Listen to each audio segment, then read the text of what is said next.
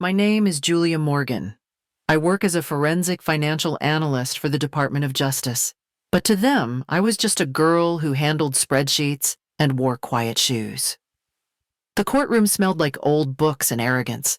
My stepfather's lawyer was mid-performance, throwing around words like unqualified and irresponsible, as if they were confetti at a victory party. The judge, a longtime friend of my stepfather, nodded along like he'd already decided how this was going to end. I sat still, hands folded, face unreadable. Inside, I could feel my breath sharpen with every patronizing glance they exchanged. The judge's tone dripped with that syrupy kind of mockery people use when they're trying to humiliate you without sounding rude on the record. He leaned forward slightly, pretending to consider my petition as he read my title aloud with a smirk. Financial data analyst for the DOJ, he said like it was the punchline of a joke. His words echoed through the chamber, bouncing off the polished wood and landing with a sting that I'd felt 100 times before. Beside him, my stepfather smiled like a man who'd already won. Charles Blake never believed in subtlety when it came to asserting power.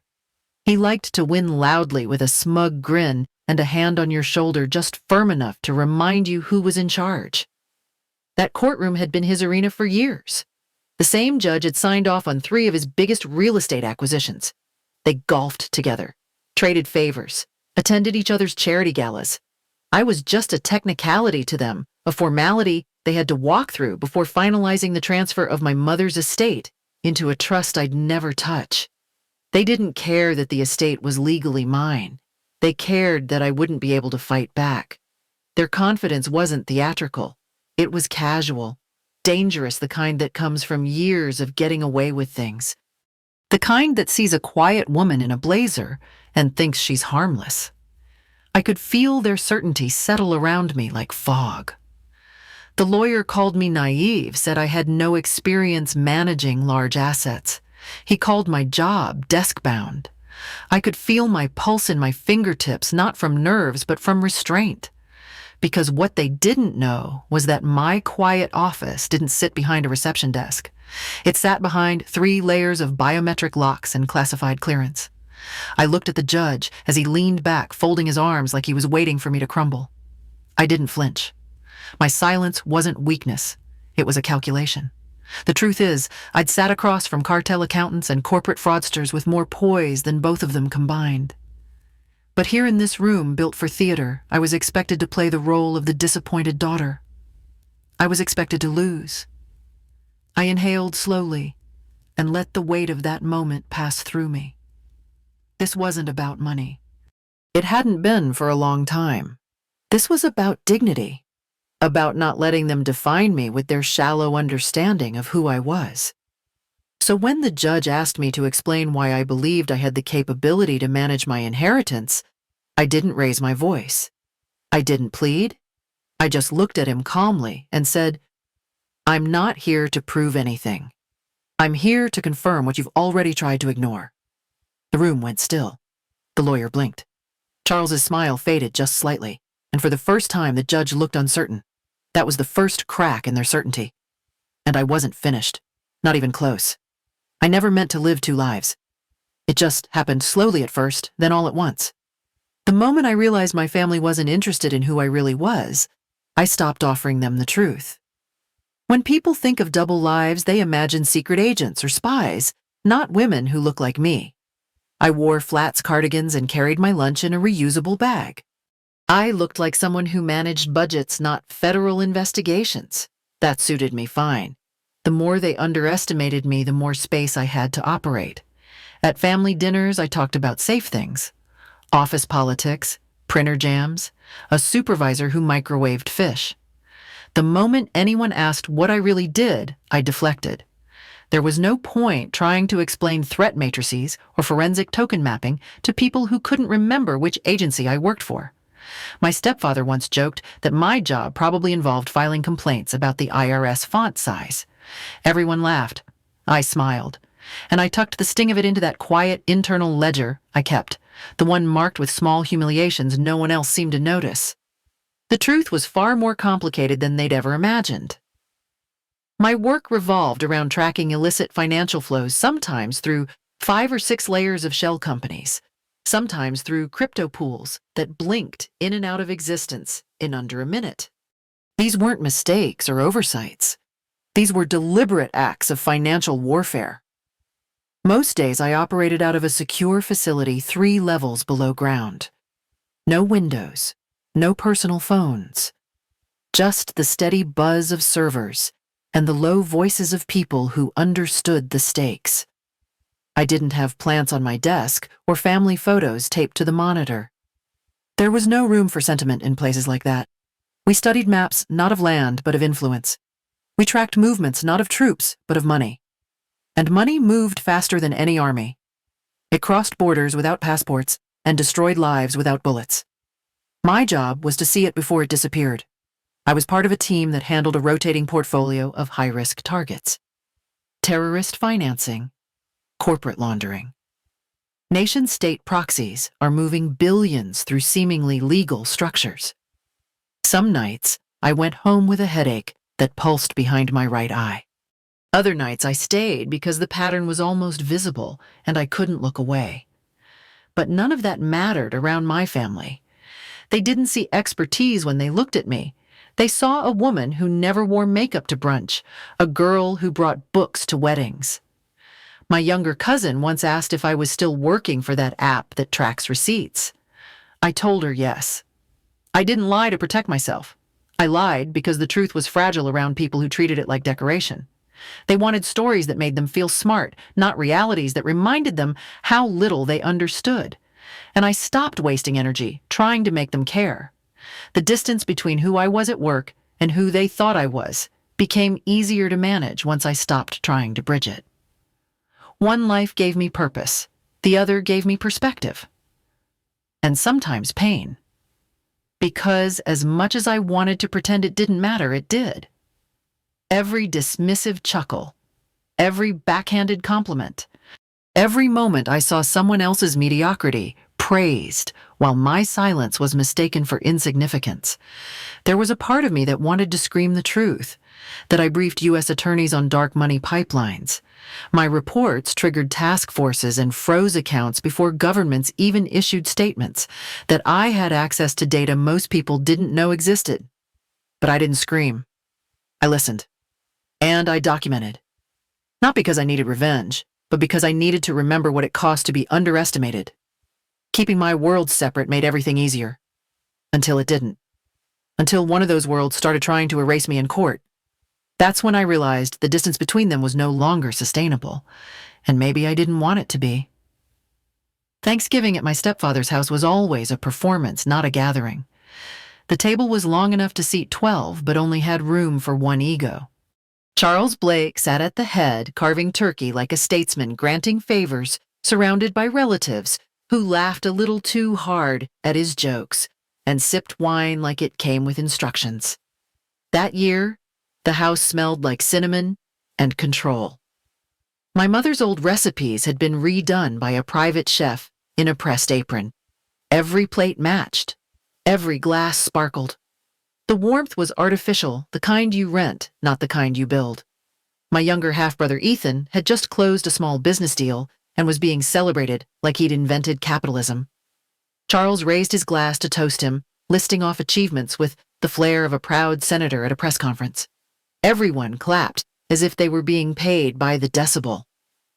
I sat at the far end of the table, 2 seats down from the centerpiece that no one could see over. My plate was full. My voice was not invited. I wasn't surprised. I knew my place in that room. I'd learned it over years of quiet seating charts and one-sided compliments. After the toast, there was a lull, the kind that opens just wide enough for regret to slip in. I mentioned softly that I'd just received a federal commendation. It wasn't flashy. It wasn't public. But it mattered to me. For half a second, I thought maybe it would matter to them, too. Charles turned to me with that familiar grin, the one who said he was about to make a joke at your expense and expected you to laugh along. He patted my hand like I was 6 and had drawn something vaguely human with crayons. That's great, sweetheart. Another gold star for the fridge.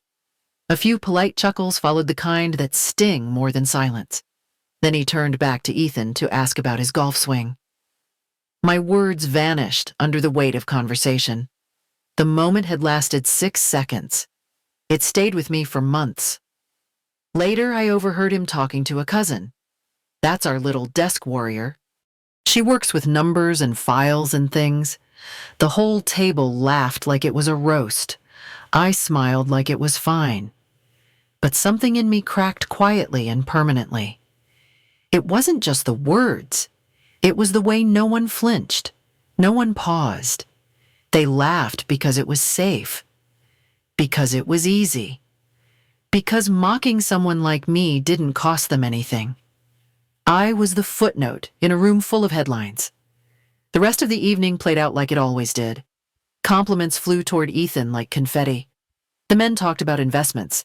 The women talked about renovations. I helped clear dishes, but no one thanked me for it. I said goodnight to people who didn't notice I'd spoken. That night, I lay awake, staring at a ceiling I didn't recognize. The sheets smelled like lavender and unfamiliar detergent. My commendation letter was folded in my bag, unread, untouched, hidden like contraband. I thought about telling them everything. About the sealed reports, the cases, the risks. But I knew better. That family wasn't built to hold truth. It was built to display it, polish it, and use it as a mirror, and I was never going to be their reflection. So I rolled over, pulled the blanket tight, and promised myself something small and silent. One day, they'd know. Not because I told them, but because the truth has a way of rising even in the quiet. Especially in the quiet. The first red flag was a payment that didn't belong. A transaction routed through a digital wallet registered to a company that hadn't existed 2 weeks earlier. The shell looked clean on the surface, but the signature patterns underneath were too familiar to ignore. It came in as part of a wider sweep we were running on offshore crypto conversions tied to Eastern Europe. The wallet pinged twice on our internal anomaly scale, then triggered a deeper trace when it matched a dormant entity from a previous investigation. The data wasn't screaming. It was whispering. But I'd learned to listen when the noise got quiet. We followed the flow through 3 layers of shell companies, all registered in different jurisdictions, all sharing the same legal proxy. That was mistake 1. The second was time. These entities had lifespans shorter than insects, formed, used, discarded. But the timing of their closures told a story. They were set up in perfect rhythm with fluctuations in a particular U.S. real estate investment fund. I cross-referenced the fund's backers and scanned their capital influx patterns. One of the minority shareholders used a consulting group to make quarterly injections. That group on paper looked like any other boutique finance firm, but it had a tie I couldn't ignore. The firm's principal address was in a mid-rise building in Baltimore, a location I knew well because I'd seen it once on an embossed business card at Thanksgiving dinner. The name of the group, Barlow Strategic Holdings. The owner, Charles Blake. I didn't speak. I didn't blink. I just kept digging. This wasn't a coincidence. It was a network, and the connection had always been right in front of me. I mapped the entire structure on a secured whiteboard in our operations hub. Arrows, dates, shell IDs, and capital pulses. My team watched in silence as I built it out. No one interrupted. They knew the rhythm. When someone hits this level of focus, you let the pattern speak. The numbers told a story of intent. These weren't passive investments. They were vehicles. Carefully constructed, strategically timed, and all pointing toward one consolidated outcome. Cash in, scrub, cash out. What struck me most wasn't the complexity. It was the confidence. Whoever designed this system didn't just want to hide the money. They wanted to do it in plain sight, dressed up as an aggressive but legitimate market play. That was mistake 3. By the time we finalized the chain, I knew we had more than just a case. We had a direct documented path from an international financial web to a man currently trying to convince a courtroom that I couldn't manage a trust fund. The irony wasn't lost on me. This wasn't personal, it was structural. And now it was also actionable. The evidence was admissible, the pattern was real, the system was set, and Charles Blake was in the middle of it. We were deep into the third layer of analysis when the name Orion surfaced. At first, it looked like just another project code buried in quarterly financial statements from one of the offshore entities. But the numbers attached to it didn't match any typical holding pattern. They pulsed like a heartbeat. Active, deliberate, synchronized. It wasn't just a transaction group, it was a channel. Orion wasn't a name picked at random. It was a designated internal pathway for high-volume laundering, routed through encrypted wallets and short-term liquidity pools. The kind of route you only build if you're expecting oversight and planning to slip past it. I ran the registration metadata through every channel we had. Most led to burner addresses or legal proxies except one. Buried in an old compliance form from 4 years prior was a consulting entry. No name, just initials. RC. The form was signed in a rushed angular signature I recognized instantly. I stared at it blinking once, then twice. It wasn't possible. It couldn't be that obvious. But the deeper I went, the less room there was for doubt. Judge Richard Carmichael. The same man is sitting on the bench for my case. The same man who had smirked when my job title was read aloud. The same man who raised his glass at Charles's birthday party last year and joked about how the real power always sat in the gray areas. His name wasn't listed as an owner, it never would be. But he was buried in the infrastructure. A silent advisor, a private legal liaison. The man who helped facilitate risk shielding through legal interpretation. Not in theory, in practice, on paper, with signature. I pulled every scrap I could find. Emails redacted to nothing but timestamps, contracts with his name replaced by code. Test cases where he quietly reviewed structuring documents. Nothing definitive on its own, but together it was a fingerprint. I felt my skin go cold, not from fear, but from clarity. The man presiding over my financial competency was also part of a structure built to bury billions, and now I had the map. I didn't say a word to anyone that night. I logged the data, secured the node, and stared at the name Orion until the letters blurred. It wasn't the exposure that shook me. It was how long he'd been hiding in plain sight. This wasn't a courtroom drama anymore. This was federal misconduct. A breach of judicial ethics so profound it would collapse everything he touched. The case against me. The trust documents. Even the prior judgments he'd ruled on for Charles. They hadn't just underestimated me, they'd left a door open, and I had just walked through it, quietly, precisely, without saying a single unnecessary word. What began as a defensive motion had become a tactical strike, and all it took to shatter their illusion of control was a project name. Orion, a constellation of greed and now proof. The motion was only 3 pages long, no accusations, no dramatic language, just a clean procedural filing requesting the court's permission to introduce sealed federal case documentation relevant to my fitness as a trustee. I handed it to the clerk without ceremony. My attorney said nothing, and neither did I. We both knew what that case number would do once it hit the system. Across the aisle, Charles barely looked up from his phone. His lawyer skimmed the first line, chuckled under his breath, and slid the paper aside. To them, it was noise, a desperate distraction. The courtroom equivalent of a dying gasp. The judge didn't even try to hide his disdain. He pinched the motion between 2 fingers like it smelled bad and made a point of reading it aloud. The moment he reached the words Operation Echelon, there was a pause. Small, sharp, almost imperceptible. Then he laughed. He leaned back, arms crossed, eyes squinting with mock confusion. He asked what someone like me, a self-described analyst, could possibly know about an active federal investigation. His tone dripped with sarcasm. He glanced at Charles like they'd rehearsed this part. I stood without being asked, walked to the center of the room, adjusted the mic. I didn't raise my voice. I didn't need to. The room had already gone quiet. I told him I wasn't involved in Operation Echelon as a passive party. I wasn't a junior clerk, a data entry specialist, or someone who got looped in on the tail end. I paused just long enough to let the silence settle. I told him I led the task force.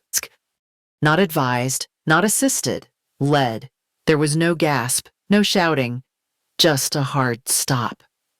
Like the sound had been sucked out of the room. The judge's expression didn't change immediately. It cracked slowly. The corners of his eyes twitched. His hand slipped slightly on the bench. He asked carefully what qualified me to make that claim. I looked at him directly and told him I had submitted my clearance and documentation through the appropriate channels, that any attempt to interfere with the admission of classified but properly filed evidence would place the court in direct violation of federal protocol. Then I stepped back and waited. Let them figure out what they'd just walked into. The room felt colder when I said it, not because the temperature changed, because the energy did. I leaned in quiet, direct, and said the name. Falcon. The word dropped like a stone in a still lake, no theatrics, no explanation, just one name, one code, one key. For a second, no one moved. Then I saw it. First, in the judge's face. His jaw locked. His eyes narrowed not in disbelief but in recognition. That name meant something to him, not just as a title, as a threat. Falcon was the financial strategist behind Orion, the silent architect. The man who had threaded legal gray zones with such precision that it took a task force and 6 months to even locate the edge of the web. Falcon was protected, elusive, and surgically efficient. And he was also Judge Carmichael's longtime friend, his personal financial advisor, the man he had referred to my stepfather after a particularly profitable real estate sale. The judge's hands trembled just slightly. Not enough to alarm the room, just enough for me to see it. His breath caught in his throat like it was suddenly too thick to pass. He tried to speak, failed, swallowed hard. Charles shifted in his chair, confused at first. Then something clicked. I watched it register in his eyes. He looked from me to the judge, then back again. His fingers clenched the armrest. For a man who always demanded control, he looked remarkably powerless. Behind them, in the back row, 2 men in dark suits stood. No badges, no weapons visible, just presence. Solid, controlled. They didn't say a word. They didn't have to. Everyone in that room understood who they were. The bailiff noticed. He didn't need instructions. He stepped aside. The judge finally found his voice, but it was thin, cracked, barely usable. He mumbled something about a conflict of interest, that he would be recusing himself, that the motion would be reviewed under separate oversight. He didn't look at me. He didn't look at anyone. He stepped down from the bench like a man walking off a cliff. Charles was still frozen. His attorney leaned in, whispering rapidly, but he didn't hear it. He just stared at the spot where the judge had stood, as if it might still explain something. I didn't speak. I didn't gloat. I stood still and let the silence work. Let it stretch and settle over everything they thought was untouchable. That's the thing about systems built on arrogance. They collapse quietly. All it takes is one word, spoken at the right time, by the right person, in front of the wrong people, Falcon. And everything after that was just a consequence. 1 year later, my office sits on the 12th floor of a quiet building just outside D.C. The windows face east, catching the morning light across a skyline of decisions and consequences. My title is Section Chief of International Financial Crimes. The team I lead is sharp, curious, and unafraid to ask the hard questions. We move fast, but with care. No one here talks over each other. No one needs to prove they belong. We do the work. We respect the work. And for the first time in my life, I feel seen by people who don't need me to shrink. That afternoon, while reviewing a cross-border asset seizure report, I saw it. An email. From Charles, subject line, "Call me." I stared at it for a full minute, not because it stirred anything, but because it didn't. No anger, no sadness, just space. I clicked archive and turned back to the screen. Legacy isn't a name carved into a foundation. It isn't property passed through legal loopholes. It's the feeling in a room when people look to you because they trust what you'll say next. I didn't win to get even. I want to be free. And freedom, it turns out, is the rarest kind of inheritance.